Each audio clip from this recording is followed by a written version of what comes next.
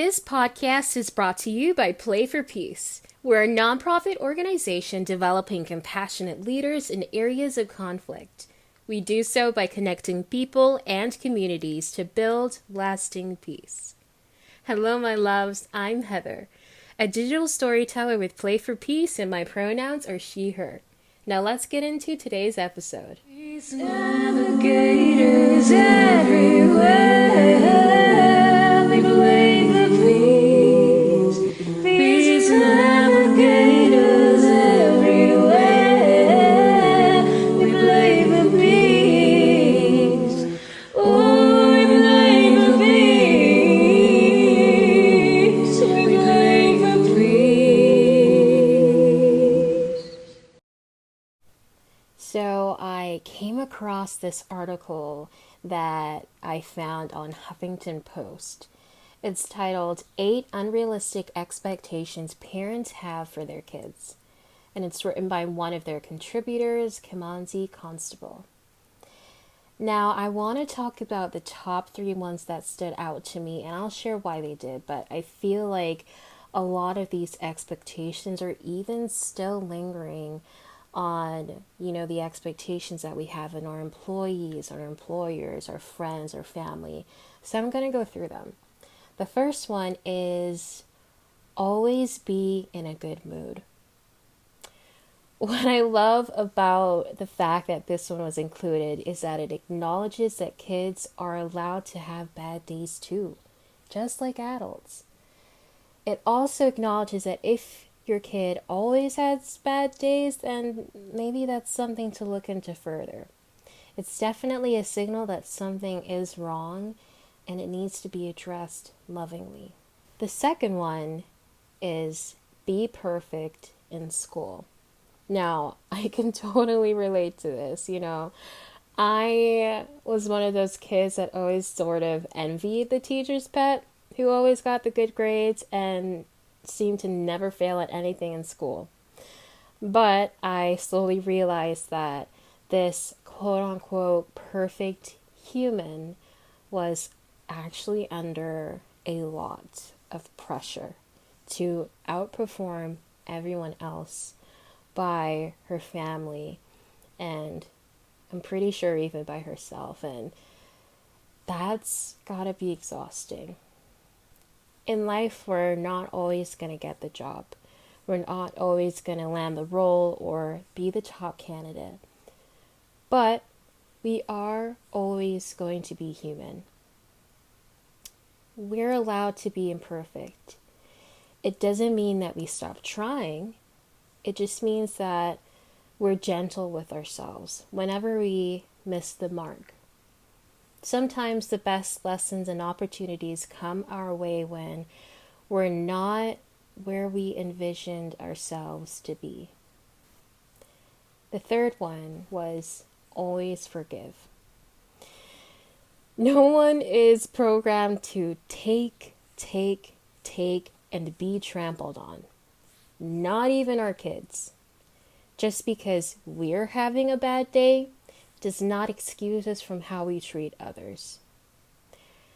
I've had to learn this in my marriage time and time again, that me having a rough time with whatever I'm going through, for me that's anxiety or depression, it doesn't make my spouse my punching bag. We have to learn how to nurture our emotions and not just shove them under the rug. They will always peek through.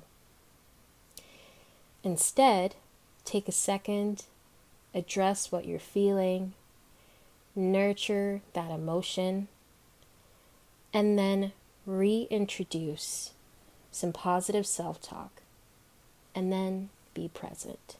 Now, I know I said I would only mention 3, but I kept reading the article and I couldn't miss out on sharing these last ones with you. So, the other one that I saw was never mess up. That is not realistic. No one should grow up feeling like the weight of perfection forever remains on their shoulders. I know I'm not the only one who sees messing up as a bad thing, pretty much all the time, and I'm working on it. But in therapy and through therapy, I'm learning to let the expectation of perfection go by being gentle with myself in those moments. Instead of being harsh on myself and practicing asking questions like, why does this bother me so much? Why am I being so hard on myself right now? What can I do about this situation that will get me back on track with what I should be doing right now? Processing those moments, not just with you or your kids, but in general. Mistakes are another beautiful aspect of life because they are simply another opportunity to acknowledge our humanity, and they allow us to dig deeper when those moments are more bothersome than they should be. The last one is be grateful for what I've given you. Okay, hear me out. You're sitting down at a restaurant and the waiter walks over with your meal. Finally, you're starving. But it's cold. And one of your side dishes is missing. And the waiter had a bad attitude about it when you confronted them. Instead of taking back your meal, they tell you, that's just how it works around here. Deal with it. Then they walk off. Would you be pissed that they didn't even take your feelings into consideration? Because I know I would be. Yet the same attitude that the waiter had is one that many parents often exhibit when caring for their kids. Sometimes you're just so tired from a long day at work that you cannot be bothered to put up with the complaints that you're not spending enough time with them or their cries after being yelled at. But this teaches them that depending on the situation, it's okay to be mistreated and it's okay to put up with being put down. It's okay if the people who love them neglect spending time with them. Instead of giving into those moments as exhausted as you are, think about their needs and what you may have needed in that moment as a kid. Put yourself in their shoes. Then, as lovingly as you can, be there for them. I'm not saying to give your kids whatever they want. I'm just saying set them up now for the adults you want them to become later. Show them that it's okay to have a voice and to have needs and how you respond when the opportunity presents itself. All right, that's all I've got in me for today. But I want to hear from you. What out of all of those that I mentioned really stood out to you? Send me a message on Instagram or Facebook, whatever you'd like, at playforpeace.org and address it to Heather. I cannot wait to hear from you. Lastly, thank you for listening. It really means a lot to know that you care enough about our content and our organization to listen all the way to the end. We actually have a ton of activities for kids and youth groups on the Kakori app. Around 200 actually.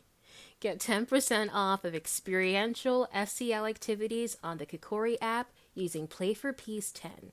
That's Play for Peace 10.